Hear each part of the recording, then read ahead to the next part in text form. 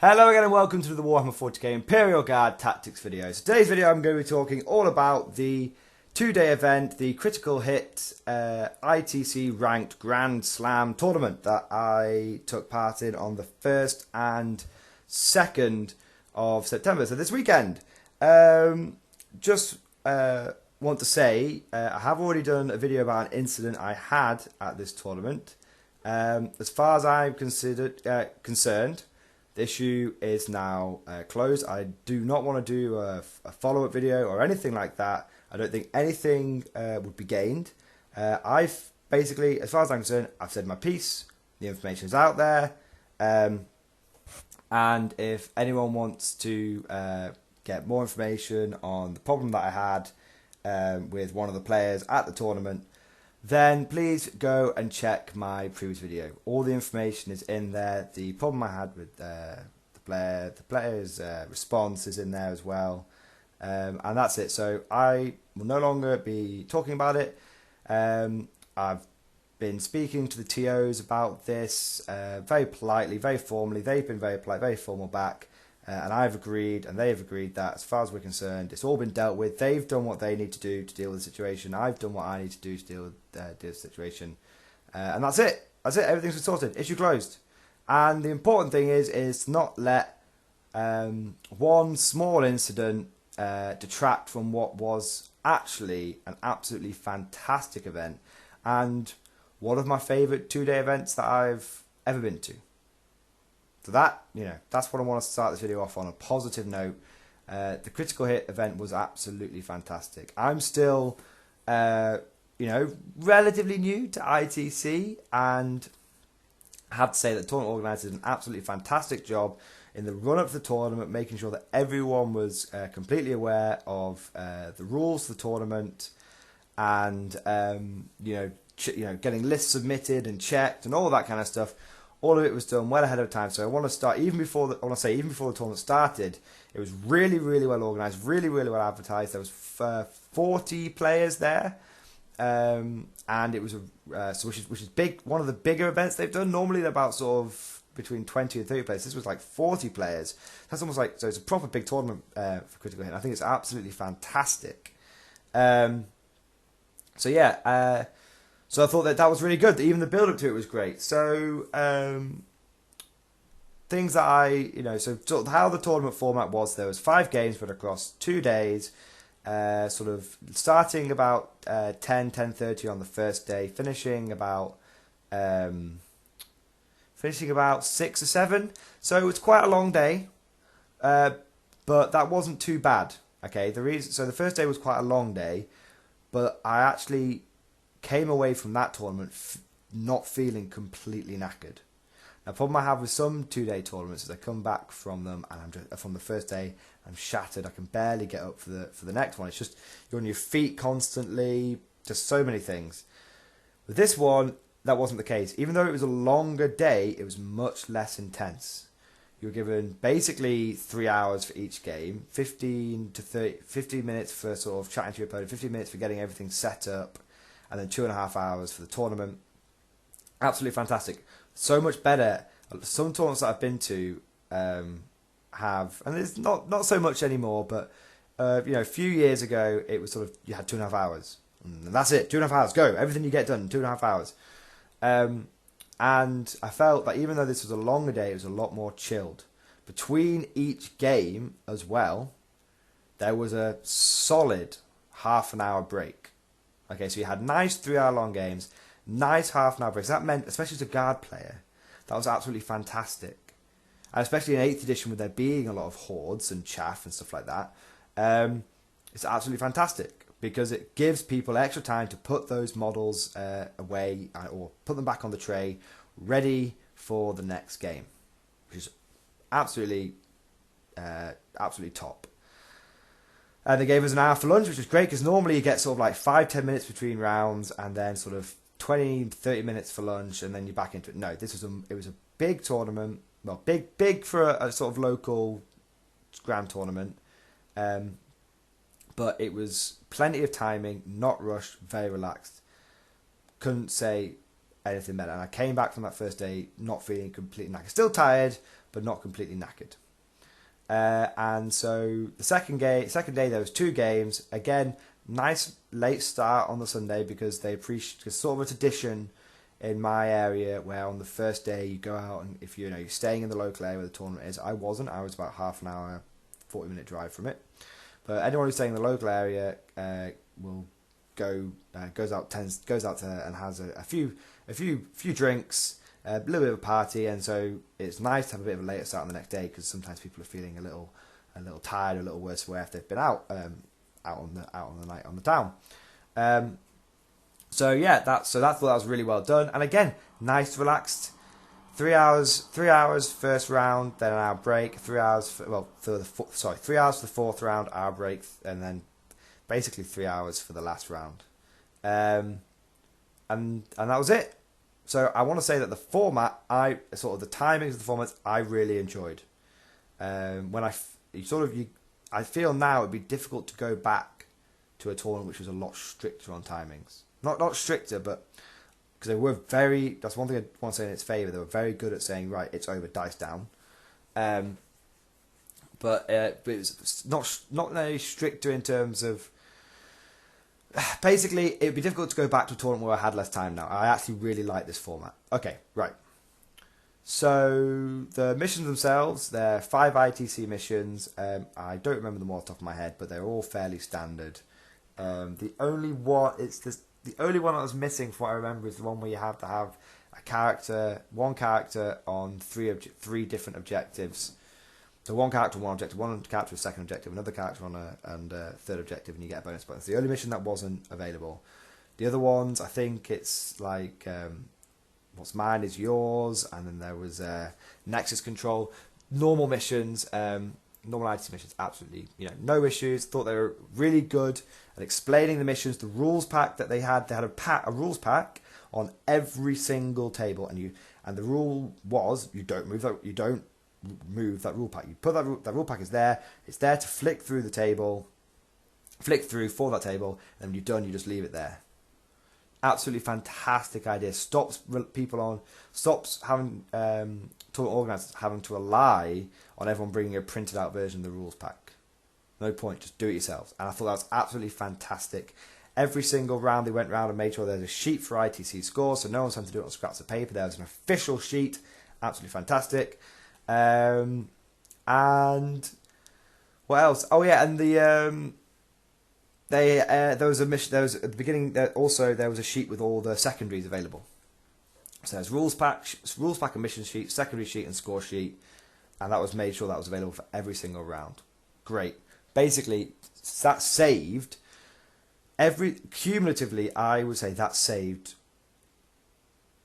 or probably not hours of time, but significant amount of time, because people weren't messing around with trying to get rules back. Oh mate, what's the mission for this one, or anything like that, because one person in 5 put a rules pack. No, all that was gone. So really well organised on that front. So that's another point. So the format in that way, the sort of organisation in that way was great. The layout, considering the size of the venue, I never really had any issues. Which it's not the biggest venue, okay. I had no issues with being cramped. Occasionally, very occasionally, your bum might bump into someone who's behind you, but apart from that, it happened less than half a dozen times. And there was a reasonable amount of space amongst the tables. Every single table had 2 chairs on either side. That's it was like roughly, maybe it was sort of like between 2 tables there were 6 chairs. Does that make sense? Because although sort of between 2 tables, for example, there were 3 chairs on each side. Really, really good. Just meant you could just sit down while your opponent did his rolls. And honestly, it's one of the first tournaments I've been to where my feet weren't knackered at the end of the day. They were fine. My feet weren't tired at all. So again, props for the organisation of that. So there were some other little bits. There was some really, really good idea for the best painting they did, where they actually had like 2 or 3 glass cabinets, and anyone who wanted to submit something for best painted gave their thing to the TOs. They put it in the glass cabinet with the name against it. There was different categories of best painted, and people could vote on it. Really good idea having it in glass cabinets. Really, really, really good idea, because obviously it meant that there wasn't a table space being taken. People weren't really cramming around one table. There was multiple glass cabinets. You can have a look at each one. It was really good. Really, really good idea. And there were some absolutely fantastic painted models there. Really, really, really good painted models. So basically, from the organisational standpoint, from the timing standpoint, from the general format of the tournament, I have literally not a single bad thing to say. It was, to sum that whole sort of bit up, it was a nice normal sized tournament. It wasn't like 12 people. But it wasn't like hundreds of people. It was a decent 40-50 man tournament with which was really well organised, and the tournament organiser had done a fantastic job of just making sure everything went smoothly. So from that side of things, I have nothing but positive reviews to say. Bear in mind, I've been to a few tournaments. I've been making sure I've been going to more recently. So bear that in mind. And I want to say that if you want to go to a decent tournament, you're in the UK, you're in the sort of Liverpool, Manchester area, or if you just want to travel to that area, then I highly recommend these tournaments. Highly recommend it. Okay. One last thing I want to say before I forget: the terrain. Okay. Now I know there's a little bit of a joke on the internet these days about Warhammer 40k terrain, bearing in mind what happened with that big tournament down in London. The terrain at this tournament was, again, top notch. Wasn't all pro painted or anything like that, but there was a very good amount of terrain per table. It was made very clear by the tournament organisers at no point should that terrain be touched or anything, so it all pretty much stayed roughly where it was throughout the day. And yeah, so absolutely fantastic terrain. Multiple different terrain on each board, mixtures of line of sight blocking and regular ruins and hills and trees. Some really inventive terrain as well. Like you had your standard sort of MDF ruins and some sort of plastic GW buildings and sort of normal sort of polystyrene hills or cover hills. Standard stuff. There were a couple of really unique tables. One, it was like an alien planet, and I'm really good I didn't get a picture of it. One was like an alien planet, and I think a lot of the stuff they'd used was like, I could be completely wrong here, it was like fish tank stuff though, like fish tank scenery almost, and it looked fantastic. Really, really inventive idea, really, really good. Just really, really interesting take on it. Really good take on it. So that's my take on the terrain, on the tournament organisers and the terrain and everything else. I think it was a fantastically well-run event, and everything was on time. Nothing was late. Everything just ran smoothly like clockwork. Great. So my experience at the tournament, well, I have to say I had a very positive experience at the tournament. My first opponent was Adeptus Mechanicus and Space Wolves. It was 95% Adeptus Mechanicus, 5% Space Wolves. Basically, off the top of my head, his list was 3 of the walkers, I believe are called Iron Striders, with the dual autocannons. These were converted from Sentinels. Looked amazing. 3 Onagard Druid Crawlers, 2 with Neutron Laser, 1 with Icarus Array. 3 of the Cataphron Destroyer Servitors with the Plasma things. And then a boatload of Skitarii, mixture of Vanguard and Rangers, standard. And for the Space Wolf side of things was Murderfang, a Rune Priest, a equivalent of a Lieutenant, and an equivalent of a Captain. I don't know what the Space Wolves names are. And all the characters are jump packs. So, really good list. And yeah, very interesting. it's not to sort of do a blow by blow kind of thing that what happened, but basically, my opponent went first, and did some significant damage. He took out one of the Conqueror tanks. Now, I have to say, I'll talk about I'll do a list review later, but Conqueror tanks are a very high priority, put it that way, when people understand what they do. So, he took out one of my Conqueror tanks, tied up a couple of, like a Sentinel and a Chimera with some infiltrate. He was Styges for a lot of his ad mech. So he was able to infiltrate like a squad of guys in and tie up some vehicles. Really clever. I didn't think about that. And he was able to tag two, a Chimera and a Sentinel. So really clever. In return, however, basically I sort of pulled back.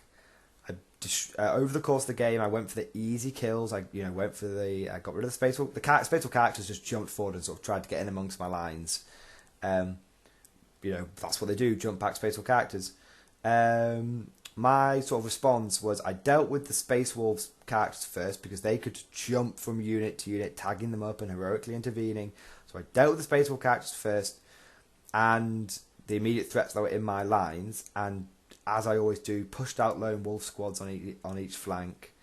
And basically over the course of the game, I was much more manoeuvrable than him. People don't expect that from Imperial Guard, but I was so much more manoeuvrable than him. So much more. Just next level. Just it's crazy. People don't really expect it. People see a guard army and their instinct is to think he's going to gunline, but I don't. I don't gunline. I've done that video on recently. I used to gunline my Steel Legion. I did that video recently on Momentum, and I was aggressive. Chimera's pushing forward from basically turn one. Lehman Russ is moving every turn of the game, just 5 inches forward, just taking ground, being aggressive. And so essentially what happened was that meant that in my turn 2, I was able to get a couple of infantry squads to tie up nearly all his firepower. All his Honor Dragoon Crawlers got tied up. And I was not worried about his Iron Striders because they have autocannons. The Steel Legion ignore AP -1. And that was it, basically. Once I started tying up his firepower, there was very little he could do. And I just killed all his infantry, all his Space Wolves. So all he had left at the end of the game was his vehicles. And I just played to the ITC, basically. So I won that game quite convincingly. My second game, I played against Imperial Knights. And I know this player. Absolutely fantastic player. I've actually played with him. At other tournaments. He's been on the team tournament. I've been on the same team as him. Great respect for the guy. Solid player. The tournament I went to, he was using Tau, Index Tau versus Codex. This is not this tournament. There's a different one. Index Tau versus like Codex armies when Tau were just really bad, and he smashed it. Did really, really well. So this guy's a good player. So it's interesting, and I've only ever really seen him with Tau, so it's interesting to see him with Knights. So this is a picture of his Knights here. So he had the big shooty one and a couple of the regular ones. And then he had a guardsman detachment for Pask and then some infantry for CP farming. Basically Knights with the Cadian CP farm. Fair enough. This battle came down to whoever went first. That was literally it.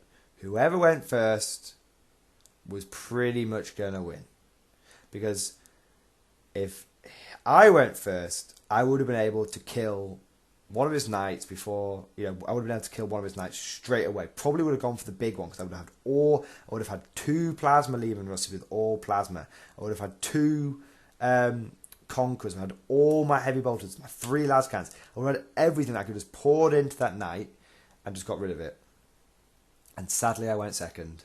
But on the other flip side, if he went first, he was going to be able to delete my Lehman Russes and my lascans, and that would have just, that was it. So it's a case of he went first. Sadly, he went first. I put up a good effort, but I think it was a turn 5, turn 6 I got tabled. Fine, fair enough. I don't want to say, just to be clear, I don't want to take anything away from my opponent's victory. He played absolutely fantastically, but it was a case of 2 perfectly matched lists against each other. Okay, when you have something like that, You know, it's just sometimes happens in 40k. And, you know, again, even if my opponent went first, if he was an absolute idiot, he could have thrown the game up. But he didn't make a single mistake. He went first, he capitalised on that and secured the victory. Absolute props to my opponent. I think he played really, really well. So the third game was against Imperial Guard. Clearly traitorous Imperial Guard. And against a very interesting list. It was Cadians and Blood Angels. Blood Angels were 2 Smash Captains and Mephiston. Pretty standard Supreme Command attachment for the Blood Angels. And then his army was a Shadow Sword. Loads of just infantry with las guns and mortars. Just loads of it. You know, with officers to support it. And then a Bulgrin Death Star. Full unit of Bulgrins with majority slab shields, but some of the power shields, the ones that give the invuln. He had 2 Psykers with them, Primaris, 1 for casting -1 to hit, 1 for casting +1 to the save, and he had a Ministorm Priest to give them all +1 attack. So when they charged, they were getting 5 attacks each on the charge. Absolutely insanely powerful unit. And you know what? I didn't even try and kill it. I tickled it once, and he was like, "Well, I'm -1 to hit. I've got a 3-up invuln. Thanks. I'm -1 thanks to the Night Shroud. I've got a 3-up invuln thanks to my power bucklers, and then I can use take cover to get +1 to my save again. So I'll have a 2-up invuln." And I was like, you know what? Fair enough. This is a really good unit. Not really much I can do to deal with this, so I won't even try. And again, and his Shadow Sword, and I was like, and so his Bulgrins didn't really do anything. I think in total his Bulgrins killed a Chimera and an infantry squad because they were just slow. And again, I just outmaneuvered him. I just completely outmaneuvered him and just drove around, literally carried out flanking maneuvers, and that was it. Pretty much every single game, by the way, I chose Recon and Line Breaker and then one other one because that's what my list does. It's so maneuverable. I'm just like, I've got something every table quarter, I've got something behind your lines. Boom. I chose Ground Control for a lot of them as well. I found Ground Control really good because it just meant I just sat on every objective and just got loads of bonus points. At the end, got 4 bonus points at the end of the game. I ignored my opponent's Shadow Sword as well. He went first, by the way, and I was like, okay. Oh, he also had wasn't a Supreme Command detachment of Blood Angels. He had a battalion, and he had 3 squads of Sniper Scouts as well. So what I did, he had so much infantry and no big things that I just, every turn, just targeted small squads of infantry. So every turn, I pretty much killed more than he did. And again, this was a comment that my first opponent made and my second opponent made. And my first opponent, third opponent, fourth and fifth opponent all made, was that the tanks, Leman's tanks are absolutely, not Leman's tanks, sorry, mass armor is really difficult to deal with, especially when you've got ignoring AP -1. Because the Bulgrins go charging in against the Chimera, and they actually struggled, well, almost struggled to kill it. It took everything they had, because I ignored the AP -1 on the Bulgrin walls. I mean, he still killed it. But, so yeah, basically, what I worked out was the Shadow Sword's only going to kill one thing a turn. It'll absolutely kill it, but if it's killing a Chimera a turn, or a Sentinel a turn, or I hid my Lehman Russes quite well using the line of sight blocking terrain. Wasn't really a threat, and the Bulgars weren't really a threat, so I just concentrated on the objectives absolutely completely, and that was it really. I won that game. So at the end of the first day, I had 2 wins, 1 loss, and 3 great games, 3 great opponents. And I had my tactics sort of nailed down. I was using my new tactics. Instead of having Armoured Fist Squad on the left flank, Armoured Fist Squad on the right flank, Fire Base in the centre, I now had 2 fighting groups with an Armoured Fist Squad and 2 Lehman Russes on one flank, an Armoured Fist Squad and 2 Lehman Russes on the other flank. And they're sort of meeting in the middle, but generally using sort of Sentinels to sort of screen gaps in the middle and stuff. So, and it was working so much better because people weren't able to just go for the Firebase and tie it up. Worked unbelievably better. So in my fourth game, I played against Tau, and I played against, really, I learned some new stuff. Okay, in my fourth game, my opponent had 2 of the Tiger Shark bombers from Forge World. These things are incredible. Okay, absolutely incredible. They're only sort of 400 points each, and they are 3-ups. They're flying, obviously. They're massive, by the way. Go and Google one. They're huge. They've got a 3-up save. They've got 16 wounds. They've got a 5-up invuln. Toughness 8. So they're so difficult to kill. They come with so many. I will try and remember all the weapons. I probably won't. They came with 2 normal burst cannons, 2 heavy burst cannons, the same as the ones on the Riptides, 2 missile pods, 2 sets of smart missiles, 6 Seeker missiles, and then Sky Spear missiles, which I think are unique to this model. So the heavy burst cannons are fantastic. 12 shots per burst cannon. So that's 24 shots per one. He had 2 of these things, so that's 48 heavy burst cannon shots on a very difficult platform. And he's got 2 sets of missile pods. So that's 2 sets of 2 missile pods. So I think that's 8 missile pod shots plus 8 smart missile pod shots plus 2d6 of these Sky Spear missiles or Sky Strike missiles, whatever. Absolutely loaded to the gills with firepower. Really, really good. And the most important thing about them, because all this firepower wouldn't really mean very much if it was like on sort of a normal Tau vehicle, because Tau are sort of famous for only hitting on ballistic skills sort of 4+, and you have to use your marker lights to get them up to sort of better ballistic skill, or use things like long strike and stuff like that. So that's fair enough. But these things are ballistic skill 2+. Absolutely insane. Absolutely incredible.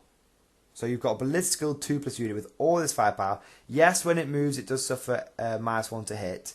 But you have to sort of understand, a lot of its firepower isn't heavy weapons. Heavy burst cannons are heavy. Yeah. The Sky Spear, Sky Strike missiles, whatever they're called, the unique ones, they're heavy. Yes. But missile pods aren't. Regular burst cannons aren't. I think Seeker missiles are, but smart missiles, burst cannons, missile pods, they're not. So the fact this hits on a 2-up with all that firepower is incredible. So yeah, huge respect for that unit. Huge respect. Are they invincible? No, not really. But they're very, very tough. And considering my opponent was backing this up with 3 hammerheads, with long strike, multiple marker light support, plenty of fire warriors, the list is very interesting because you're putting a catch-22. Because you either target the Tiger Sharks, and you might kill one, but even if you do kill one, you probably won't kill 2. But then you've got long strike with all his hammerhead buddies, and they're just going to go to town on you. So do you target long strike and sort of get rid of and the hammerheads and let the Tiger Sharks fly around, or do you get rid of the Tiger Sharks and let the hammerheads just go to town on you? It's a very good list. I have to say, probably that is the most competitive list I saw at the tournament, and the most just the most competitive list that I faced as well. And I have to say, I think it's an absolutely fantastic list. Yes, it's incredibly powerful, but it has everything. It's got infantry, it's got maneuver. Oh, we had 2 commanders, sorry. Cold Star with Fusion, who you just suicide up and you take something out with it. Fantastic. Really good use of the Cold Star. And a missile pod commander with the advanced targeting system. So his missiles are AP -2, which is really, really good. So and he buffs everyone around him. So the list, I think, is absolutely fantastic. I'm very surprised. I haven't seen it before. I think it must be just because the Tiger Shot models are very expensive. But you would have thought someone would have got hold of recasts or they would have got a counts as, you just think you'd see it more often. But that list, I have to say, is fantastic, and I'd say it's probably the best list I've faced. And I want to say hats off to my opponent because, putting something like that together and getting everything to work together, takes a lot of skill. So, really well done to my opponent. Obviously against, really powerful. My opponent was able to seize on me. So at this point, if you've been keeping track, I've gone second 4 games in a row so far. I suppose it balances out because I'm a bit lucky. I think in the last one I seized like 2 times. So this kind of thing balances out. But yeah, absolutely, props to my opponent. Brought a really powerful list and, used it well. And, got the victory. So, well done to him. And then, so I won 2, lost 2 at this point, and then I ended up facing, in my 5th game, I was like, well, whatever. Whatever. It's the 5th game of the day. It's day 2. I'm knackered. The only thing I've eaten all day is a ham and cheese toasty. I'm basically running on a sugar high because I've just been drinking loads of cans of Coke. And my opponent for my last game was probably my favourite opponent. And he was using Tau. And you guys know how I sometimes feel about Tau. But no, absolutely fantastic guy, and again using a really, really competitive list. But I have to say, as a person, my 5th game player was probably my favourite player, and he was really into the sort of the fluff, and we were getting a bit of a joke. Like I was like, "Men of Armageddon, it's time to smite the Xenos" and stuff like that. He was really into all that sort of that fluff shit. Obviously, I'm really into the fluff shit, so yeah, and he went along with it. And he was like, now it's time to kill the Guvesa and stuff like that. We both got into it. Really great. Because last game, we both won 2, lost 2. We didn't give a shit at this point. So my opponent's list was 3 Riptides with heavy burst cannon and smart missile systems, and a Storm Surge with the big cannon and all the missiles, and loads of Fire Warriors. And loads of drones. Loads of drones. 3 groups of shield drones, 3 groups of sniper drones. He was running a brigade. I've never seen a Tau brigade before. And it was really, really good. Now, I finally went first. Huzzah! So I went first, and I looked at my opponent's list, and my opponent, and the mission was, it was all about objectives in the mission. Okay, and I'll go over some things I've forgotten to mention something, but I'll go over it now. In each mission, there was the ITC objectives, but there was also Eternal War objectives. And what this meant was there were 6 objectives on the board that never moved. 6 objectives in addition to the ITC ones that are placed. 6 objective markers, and if you controlled those at the end of the game, you got bonus points. Depending on when the game ended, you got more bonus points. So if the game ended on 1 or 2, you got an extra 1 point for each Eternal War objective you owned. On turn 2 or 3, it was 2 points, and a turn 5 or 6 was 3 points. And that's how I've been winning the majority of my games. So I forgot to say, because my opponents have been so focused on killing my las cannons and my Lehman Russes that I basically had at the end of most of the mission, at the end of all the games that I won, I had a Chimera, an infantry squad in position. Because remember, I'm very maneuverable at pretty much every single objective. So it would be like a close game, and suddenly I'd shoot up by like 10 to 18 points, something crazy, and that made a huge difference. And that was what my list was really, really good at doing. And even without that, I want to make sure that even without that, I was winning on objectives, but that made the wins even bigger. Okay, so every game that I won on normal ITC, and the Eternal War, the X stuff, just made my lead even bigger. Okay, just went foo. So, want to make that clear. Eternal War never helped me win a game, it just made my lead even bigger. Okay? So, back to my 5th game. So I realised my opponent had a huge castle. All his stuff was in one place. Big tower castle. No surprise there. Good tactic.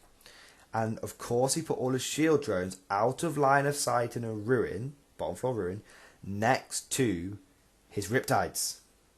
And he had, he could have them in front of, next to two of his Riptides and Storm Surge, and he had the sniper drones covering the other Riptide in case I want to go for that one. So he had drones covering everything.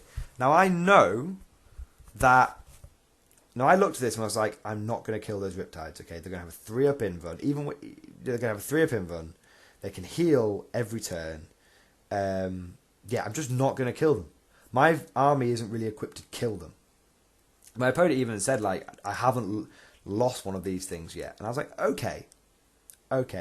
So what I need to do here is play for objectives.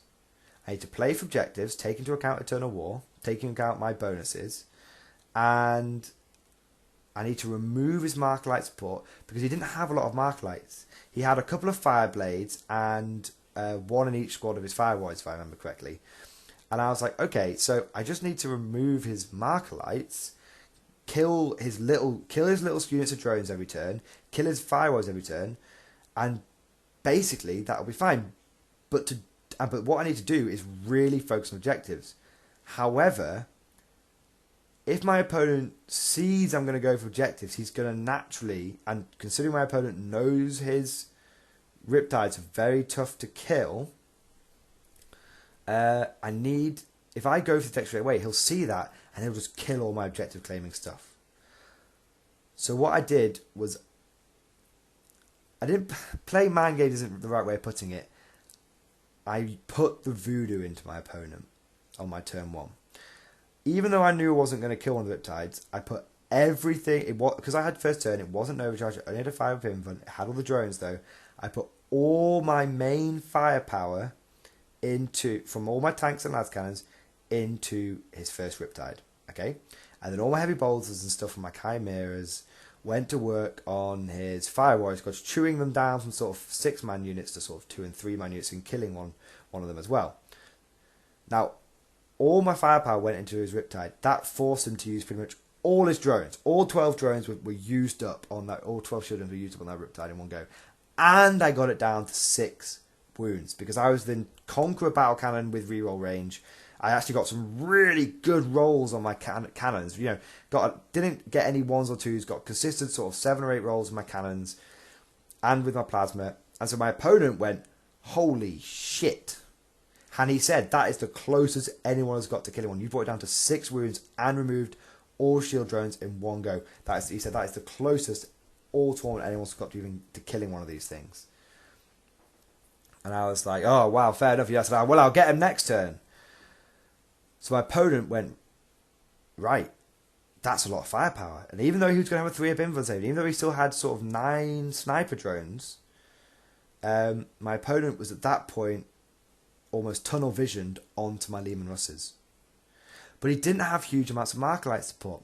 Riptides at best were hitting on 3s. And even, and wounding on 5s. And he had advanced targeting system on all his Riptides, so they worked. So the burst counter rate for -2. But even so, I was ignoring all his Seeker missiles and stuff. So it took him 4 turns. We had 6 turns. And it took him 4, I think it was 6 turns. Maybe it was 5 turns. It was 5 turns, sorry. It took him the first 3 turns, 3.5 turns, I would say, to get rid of all my Lehman Russes. Because I was in cover, I was striking and shrouding, I was popping smoke, doing everything I can to make my Lehman Russes as tough as possible. And suddenly it got to turn 5. And so turn 4 or 5, my opponent was like, oh crap. All my fire warriors are dead because all those heavy bolters and las guns and heavy stuff from my cameras chewed apart all his fire warriors, all his drones are dead. All I've got left is 3 Riptides and a Storm Surge. And none of that is OBSEC. And so at the last turn, I got everyone out of the chimeras. Well, not out of the chimeras. I got everyone out of the chimeras, sorry. Everyone out of the chimeras and secured every single bonus objective, secured every objective on the board. I got 4 points for ground control. I got 18 points for Eternal War. Even without that, I would have won anyway because I'd been consistently killing more than my opponent, going after his weak units, because he'd been killing like a Leman Russ a turn. He only killed like 1 to 2 things a turn, and I consistently killed 2 or 3 things a turn. And he consistently didn't hold any of the objectives, or many of the objectives. I was consistently on the objective, so I got more points for killing stuff, more points for bonus stuff. I had recon maxed out, I had ground control maxed out, I had behind lines maxed out, so I won on that anyway. And then Eternal Wars went, and I just won, like, hugely. And at the end of the game, what did I have left? At the end of the game, I had no Sentinels left, no Leman Russes left. 2 of my Chimeras were dead, but I had basically, some of my infantry had been killed, but I had basically 40 to 50 infantry left, 4 Chimeras left, most of my characters left, and I secured every objective, and that's how I won the game. My opponent was an absolutely fantastic, like I said, my opponent realised what was happening on turn 4 after he killed the last Leman Russ, and he also realised there's not much he could do about it, and he was like, damn it. To give you an idea of what kind of player was, he's like, damn it, you've done really well there. He was like, I don't think I can stop you. I'll try, but I don't think I can stop you. He said, you know what I'm going to do? I want my Riptides to punch something to death. So that's what he went and did. He went super aggressive with his Riptides, and there you go. If I had one piece of advice for my opponent, he castled up for a long time. He didn't move out with his Riptides until turn 4.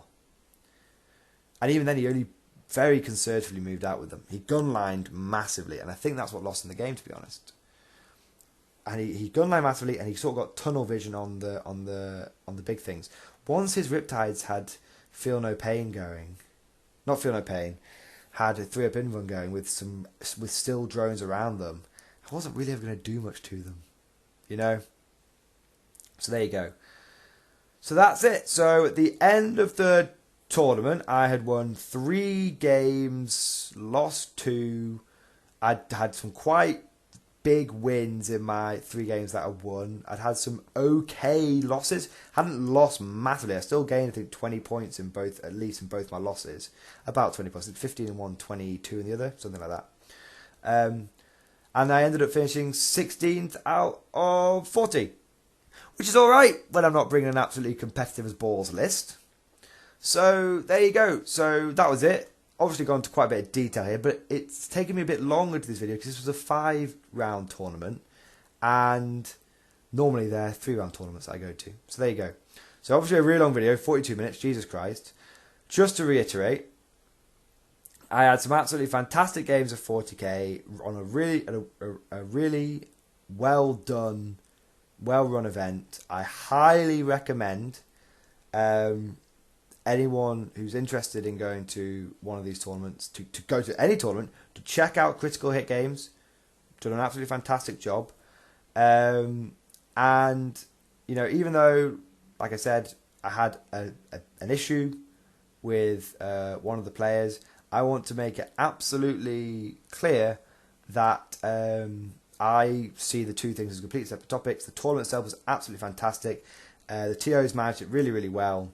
And that's it. And so I don't want anyone to take my negative experience against one person as a reflection on the tournament and the tournament organisers themselves. Not at all. Okay? The actions of one person should not, people shouldn't be held accountable for the actions of someone else. So there you go. Absolutely fantastic tournament. Highly recommend it. Check out Critical Hit Games, and please leave lots of comments, of course, as always, and I'll see you guys next time.